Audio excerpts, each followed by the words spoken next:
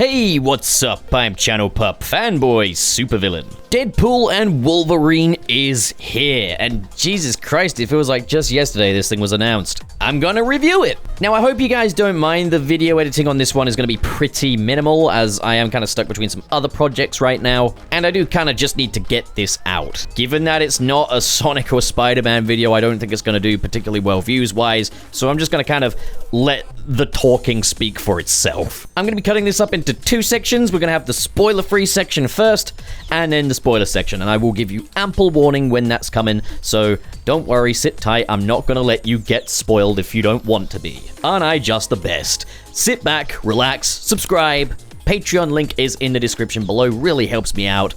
Onwards. So the TVA from the Loki TV series, God, we're already starting here, tries to recruit Deadpool to safeguard the sacred timeline that is the MCU as we know it, Disney's Marvel Universe. But that means the demise of Deadpool's own universe, which he's not accepting. So he recruits the worst version of Wolverine to help him fight back against the TVA and defend his own universe. The Fox universe, to be precise. So going into this, there were some concerns, admittedly, in that in 2016, we had the movie Logan, which offered a really nice conclusion to Wolverine's story. And it was a great kind of swan song, not just for that version of Wolverine, but for Hugh Jackman's tenure in that role. But Deadpool and Wolverine is bringing him back for a comedic movie. And that is something that I was a little concerned about. I was like, I'll probably enjoy this movie for what it is, but it's going to be hard to kind of get past the fact that ultimately, Wolverine's story was concluded wonderfully in Logan 2016, and this is going to cheapen that, right? Well, at the very start, they tackled this pretty head-on. Like, they immediately acknowledged that elephant in the room, but it was in a way that's like, okay, what follows this needs to be really good to make this worth it. And that's something that must be said, is that this film has cojones. There's a real sense of raw confidence to this. Because this film absolutely acknowledges everything it's doing here and everything that you could possibly be concerned about. It doesn't shrug it off, and it has some audacity in how that's handled. I'm not going to give much away in the spoiler section, but you'll see what I mean. Now, it's probably going to become quite insufferable going forward whenever there's a good MCU film. There's always going to be kind of that conversation of, oh, the MCU hasn't been so great lately. And I'll say this, with the weaker MCU films that we've had lately, I think there's a tendency for them to feel kind of more routine. We're doing these larger-than-life ideas, but in a way that feels almost kind of mundane. It doesn't feel like the filmmakers are really excited about what they're doing here. Where the strongest MCU films are the ones that kind of really play with the toy box that the story presents. Now, I don't mean the greater universe ramifications of the MCU, but just the stories that these films have as self-contained films. They don't always make the most of it. For example, Ant-Man and the Wasp: Quantumania or Thor: Love and Thunder. You've got the quantum realm, you've got all these different gods, but there's no grandiose. It just feels routine. Another day in the Marvel universe. The ideas aren't really explored. There's not much interest in any of it beyond that surface level. Deadpool and Wolverine is another multiverse movie. It's arguably the MCU project that makes the most of the multiverse premise. But what makes this work, and what works so well about it, is that this story is told from Deadpool's playful perspective. And Deadpool is just as excited about everything that's happening as I myself want to feel. And it's very infectious through Ryan Reynolds' performance. He's as charismatic as ever. And obviously Deadpool is very talkative, so you could easily just slip into Deadpool effectively being a commentary telling the audience how he feels. But the filmmaking here, the directing, the music choices, this all comes together to convey Deadpool's playful perspective on all of the multiverse shenanigans, all of the pomp and circumstance that's going on here. So it's a really refreshing perspective to see those MCU-scale stories told from the perspective of someone who is just as excited to explore that as us, the audience, should feel. It's a film that is ultimately informed by its main character, and that's something that would be so easy to get wrong. But every Deadpool movie so far has nailed this with flying colors, and Deadpool and Wolverine, despite quite a massive change in context and overall framing device, is no exception. It's safe to say that all of the Deadpool movies so far have been handled by directors and writers that really understand the appeal of Deadpool in the filmic medium. Now, as I said earlier, there's kind of the question of what this means for Logan as Hugh Jackman's final performance as Wolverine. And I will say, if you're sentimental towards the Logan movie on like a deep level, the movie does acknowledge the importance of that movie. It does acknowledge what Deadpool and Wolverine 2024 means for Logan 2016. But oh boy, they are not sorry about it. They absolutely know that they are milking a cash cow here, and they are truly slurping down the milk, and it's something you'll either appreciate or you won't. And I'll say this, James Mangold, the director of Logan, has been quite vocal in that he doesn't feel good about Hugh Jackman returning as Wolverine for this, nor does he like multiverse stories or what the Marvel Universe represents. I'd say, honestly, it's all valid stuff. Whether I agree or not, it's valid, and if that opening sequence of the film put him in a bad mood, I would say that's totally valid. Deadpool and Wolverine is basically all of James Mangold's fears made flesh and taken to the ultimate extreme. On paper, but it's handled in a way that isn't mean-spirited. It's handled with respect and good faith, in a way that only Deadpool could really pull off. I think that's what's so interesting about this film, is that everything it's doing is so viscerally unsubtle, so viscerally violent, and utterly meta. There's jokes left and right at the expense of 20th Century Fox, so many jokes about that incarnation of the Marvel Universe from a now bygone era, but that humor does come from a place of love. It's all done in good faith. But ultimately, that's also just the set dressing. See, the worst case scenario for this film was kind of, okay, Deadpool comes to the MCU, he plays around, sucks some Disney dick, and is all like, hey, I'm MCU Deadpool now, look at all these cameos. And Deadpool and Wolverine does do a lot of that. If you want cameos, references, meta humor, that's all there, that's all in this film. But all of that is really just icing on a really, really lovingly made cake that actually has something to say about the state of modern cinema and reboot culture. All jokes aside, Deadpool and Wolverine treats Fox's contributions to the Marvel Universe with the utmost reverence and is a love letter to that era of Marvel movies. And yes, that includes Logan 2016. And it doesn't just do this via homogenization like you might expect. It doesn't just do the whole everything is MCU now approach. It does it by saying, no, these movies and these stories still matter. That may not be our centralized universe anymore, but these old stories, rebooted or not, no matter what comes next, will always matter. They'll always be relevant. That's the central theme of this film. And it all comes back to the TVA wanting to prune Deadpool's universe for the sake of the sacred timeline, and Deadpool is out to protect his universe. This is an anti-synergy film. I'll go a bit more into it when we talk spoilers, but I love what this film had to say and how this film treated these characters. Whether or not it was right to bring Hugh Jackman's Wolverine into this is up for debate, but personally, I thought they were incredibly tactful and well-spirited with it. It's a very smart movie. As for Wolverine, while Hugh Jackman is back, he's playing a new version of the character. The quote-unquote worst one.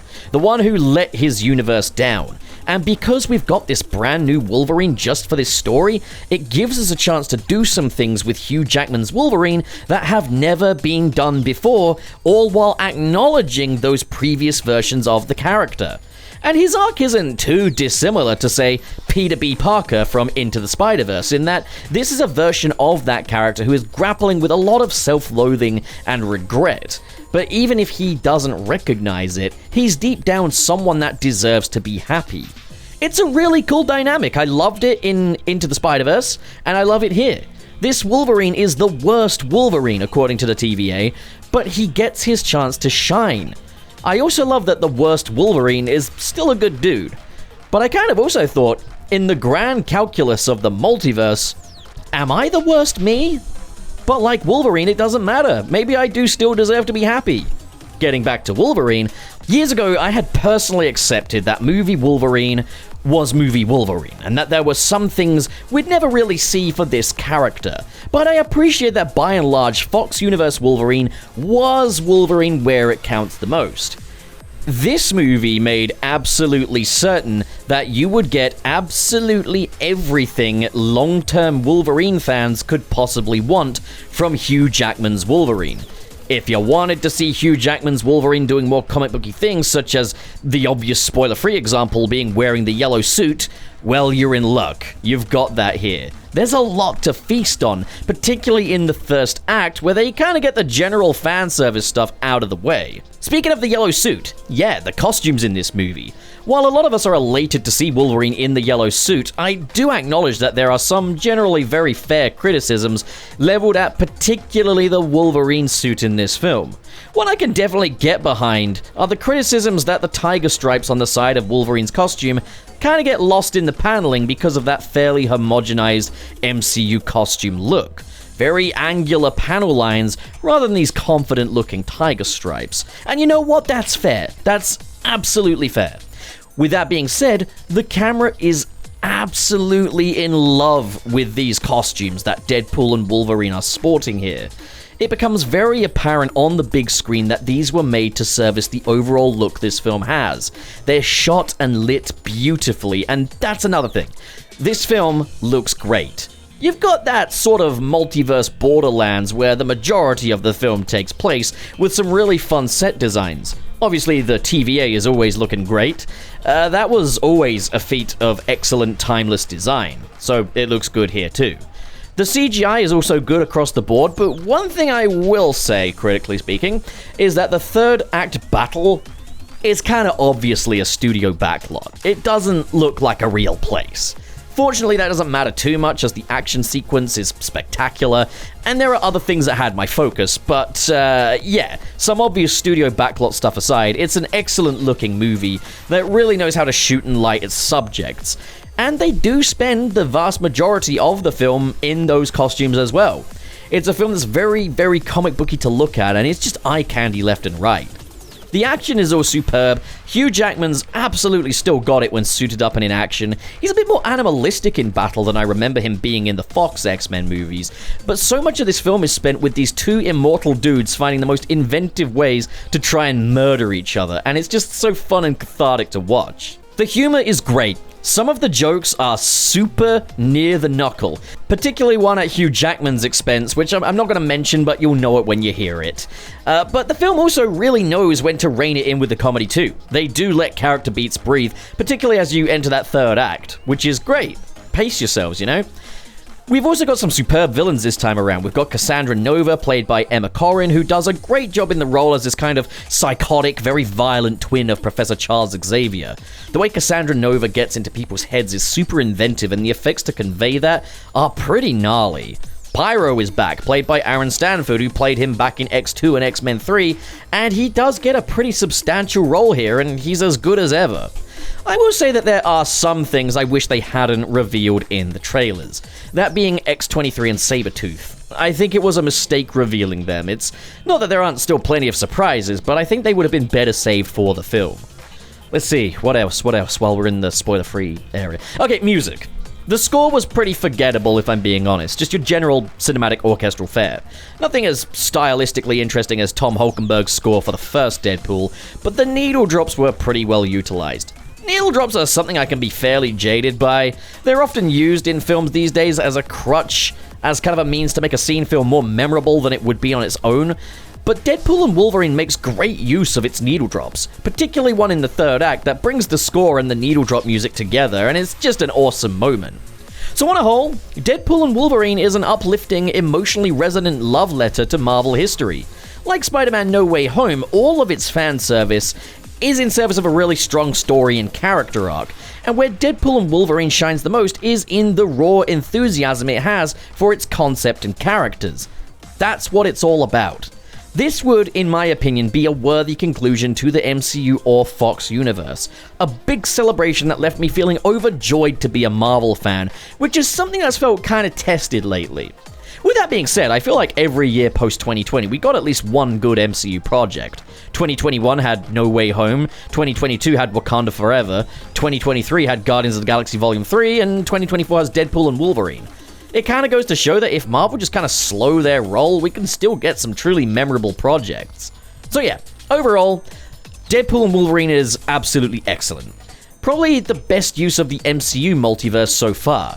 I don't know if I'd put it on par with, say, Into or Across the Spider-Verse, as those films are truly masterpieces, but this is probably the best we've had in live-action cape-shit multiverse stories. God, comparing this to The Flash, it's night and day. The Flash is comparatively masturbatory, surface-level stuff. It's like a gross one-night stand with a multiverse that gave me a rotten cock.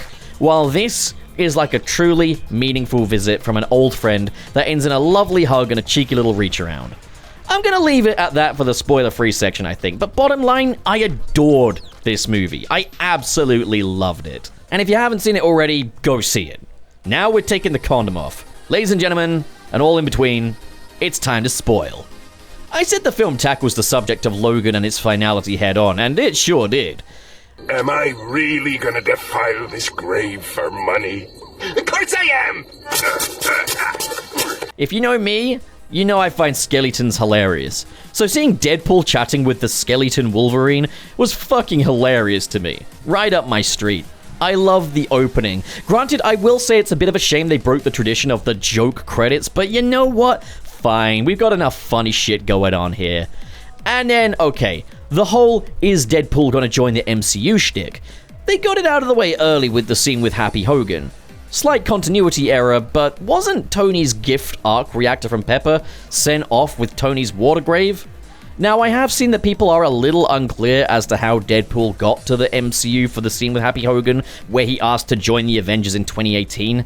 I think this was effectively an extension of the Deadpool 2 post-credits, where Deadpool used the Time Watch. We obviously had a lot of nonsensical stuff, such as Deadpool killing Ryan Reynolds as he's reading the script for Green Lantern, and killing the X-Men Origins version of Deadpool, so I think that's what this was. The film in of itself doesn't make that crystal clear, but I think there's a line in there about Cable, and it's part of why the TVA are hunting Deadpool down. I love that Peter from the X-Force in Deadpool 2 stuck around and got a pretty major role in this film, saving Deadpool and Wolverine from a horde of Deadpool variants. Mr. Paradox, I didn't mention him in the spoiler-free section as I'm not 100% sure if they revealed that in promo, didn't want to take any risks, but I enjoyed him a lot in this film. He's that over-the-top British villain, very hammy performance, and he's ultimately the true villain of this film. The suit-up montage for Deadpool was absolutely hilarious with how many shots there were of the tailor slapping Deadpool's ass and how Deadpool refers to him as a predator after.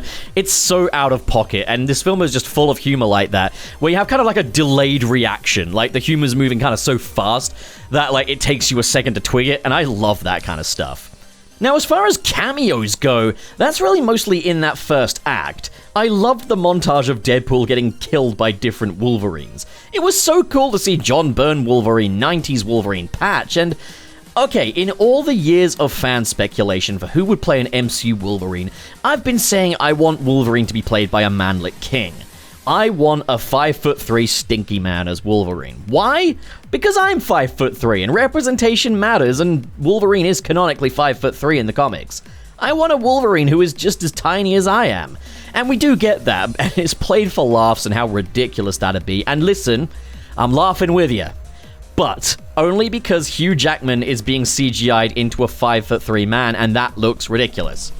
Don't let that stop him from doing a short King Wolverine somewhere down the line. That is, if we are going to see other actors in this role. That being said, we do get to see one other actor play Wolverine, and that's Henry Cavill. Now, if you know me, you know I'm a huge fan of Henry Cavill's Superman and the Snyderverse trilogy, so I was cheering at the sight of Henry Cavill. But better yet, the joke Deadpool made when he said, "We're going to treat you so much better than those dickheads across the street." Shots fucking fired. And it's beautiful because I completely agree. Look, I'm very excited for David Corrin's Sweater Superman, but Warner Brothers were absolute dickheads to Henry Cavill, and Deadpool is very much on my side. Hell yeah, validation, feels good. Now, similar to Doctor Strange and the Multiverse of Madness, we do get our second act team up, and I don't really consider these to be cameos so much as supporting cast, as they all get some stuff to do. There's the scene with Chris Evans, and you think, oh, he's going to be a Cap variant, and that's what the music is kind of alluding to, and there's the jokes from Deadpool that kind of set that up, but rather than yelling Avengers Assemble like Deadpool expects, he yells Flame On. Smartly handled in the dialogue. My eagle-eyed virgin self could already see that black collar under his coat, so I knew it was a Fantastic Four costume, but still, super cool to see Chris Evans back in the MCU as Johnny Storm. He's very much played for laughs, and like the cameos in Multiverse of Madness, the dude gets iced. But I think seeing these characters get murdered is a bit more on form for a Deadpool film than it is for a Doctor Strange film, even if Sam Raimi can direct a death like nobody's business. At the same time, though, he's the only one we actually do see get iced. Also, Deadpool dropping him in the shit and refusing to accept the blame was hilarious, especially when he was trying to keep quiet about it, or while the other members of the team were gassing up Johnny, talking about how much they loved him. And then in the post-credits, where Deadpool proves that he was right all along. I love that he can't just let these things go. He's just like me. In fact, yeah, I'm gonna be that idiot that everyone makes fun of. Deadpool reminds me of me in this film. Wolverine asks him if he ever got checked for ADHD, and I felt represented. I had a little fist pump at that moment. But I really relate to how he just can't let things go. He sees himself in the arms of a crying Thor at the TVA, and he cannot stop asking why Thor was crying. And if Deadpool ever thinks he has a point, it doesn't matter how far into the story he is. It doesn't matter if the moment has passed. He'll raise it, and I feel that. That is an impulse that I grapple with all the time, and I recognize that it often turns me into an asshole because of it. Seeing that somebody else does this, someone likable does this, it's just, it makes me less critical of myself. This movie's therapeutic, man.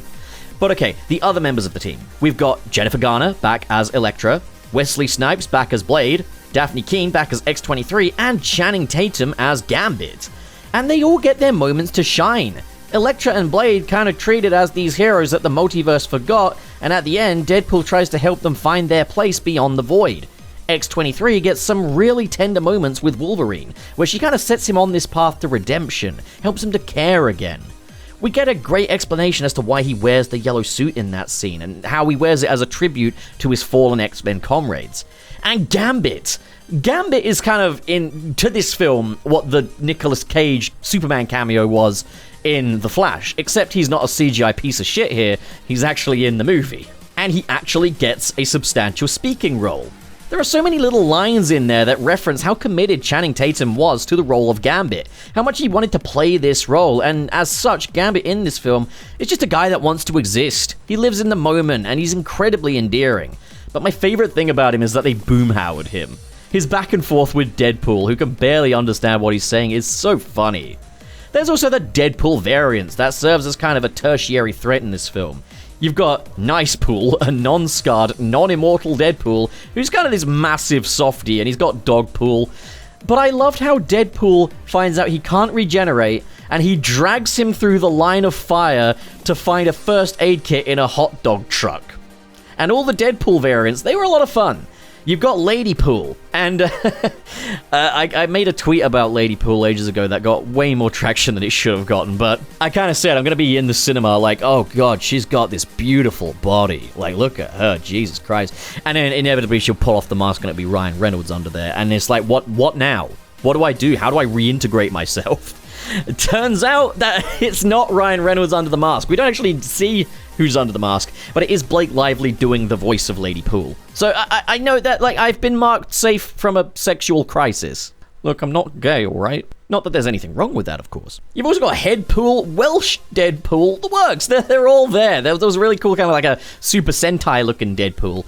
And forgive me if that's a thing from the comics and I didn't recognize it. I don't know everything there is to know about Deadpool, but they were still just very cool to see. But all that's cool and all, but this was the point where we finally got to see something that I've waited 24 years for. Wolverine in his mask. Yeah, you don't see the mask until the third act finale of the film, but I was fully anticipating he'd wear it for a few seconds and then ditch it, a la Green Goblin in Spider-Man No Way Home. But no, he gets a lot of screen time in this mask, all things considered, wearing it through the entirety of the final battle, and it looks so good.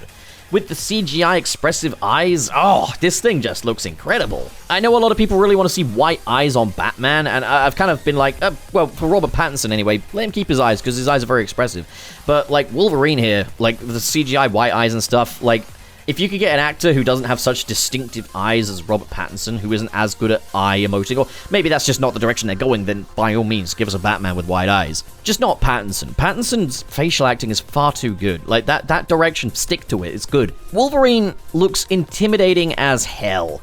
What's really funny to me, though, is that we've seen some promo stuff of him wearing the mask, including the merch, and you could buy a massive life-size hyper-realistic statue with this look here, which is the clean yellow suit with the yellow sleeves, shoulder pads, and mask, and that look never appears in the film. He never has that look.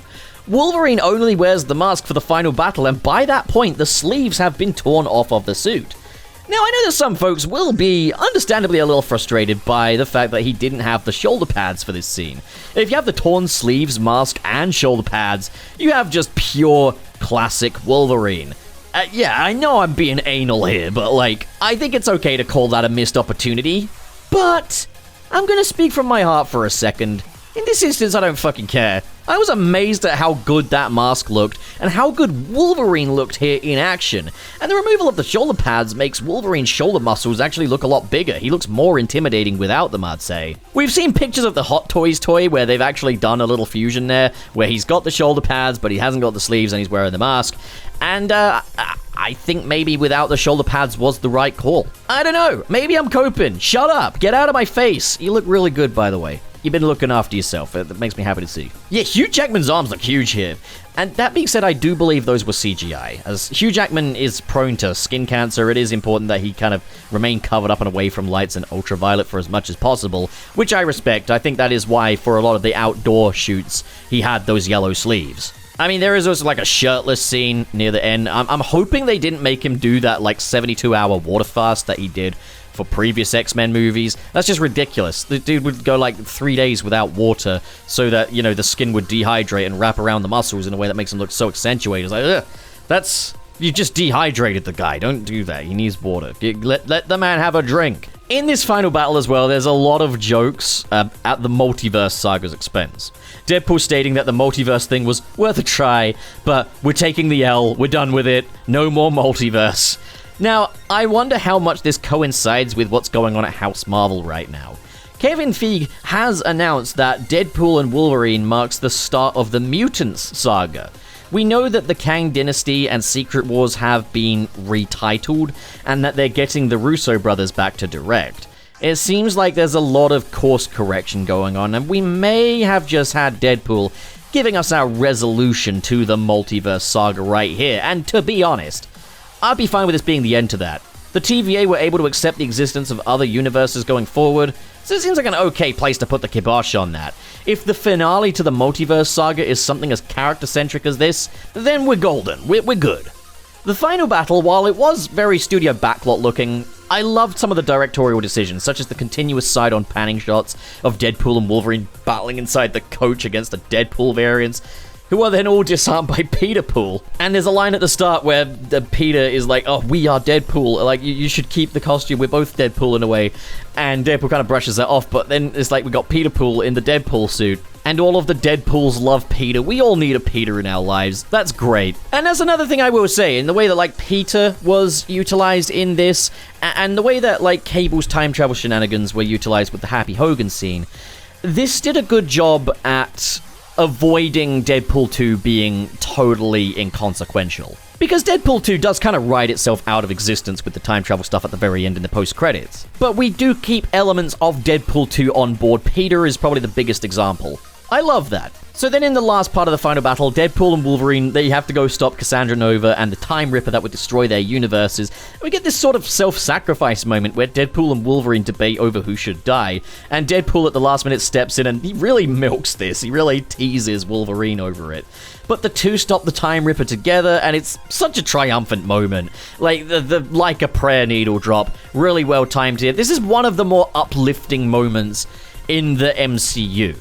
I'm not going to say it's been ages since we had something like that, because we did have a very uplifting ending for Guardians of the Galaxy Volume 3, but this was such an uplifting moment that it kind of made me happy that we did get to see Hugh Jackman as Wolverine again for this. This is a really nice, triumphant ending that kind of goes hand in hand with the very somber ending that we had for Logan 2016. And then after that, they do survive, and I thought it was a tasteful decision to not have the TVA restore Wolverine's old universe, but instead have him live redeemed in the universe he saved.